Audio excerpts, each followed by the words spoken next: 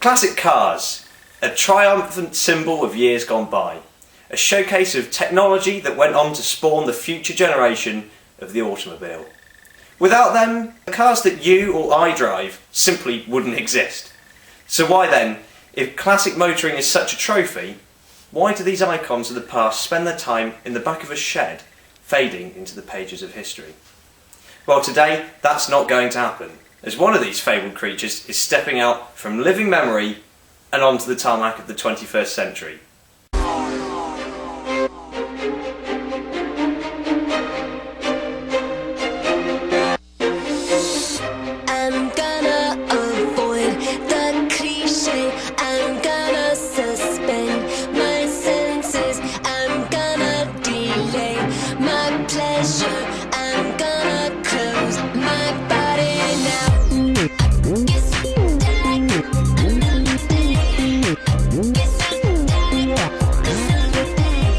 This silhouette is fresh from 1984 and represents what once was one of the greatest sports car manufacturers the world had ever seen.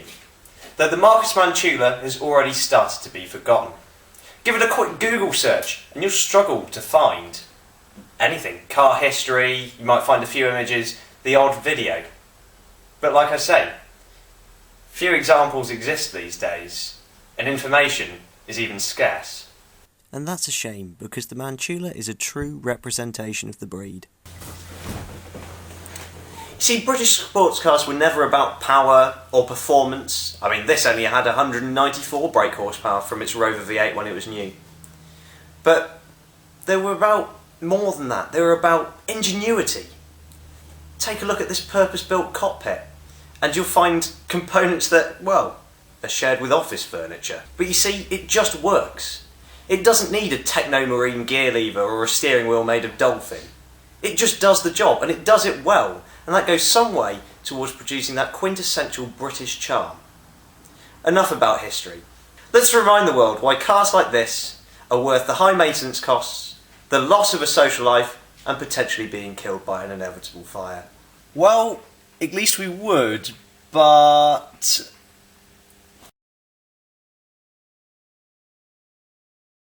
yeah, we've got a slight issue with the oil filter and various other bits and pieces, and the parts are only made in America now, so this particular Mantula isn't going anywhere for a little bit.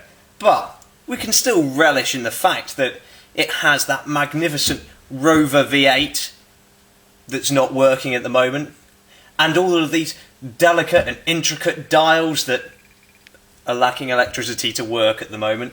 But at least the upholstery, we can really take light in the brilliant quality of the British cows that laid down their lives for this car.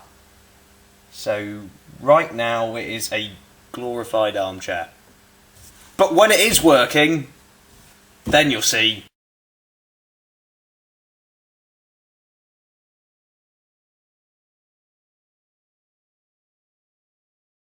So, without coming over all soft or overly patriotic, we should remember that it's cars like this that are the foundations of the machines that we drive today.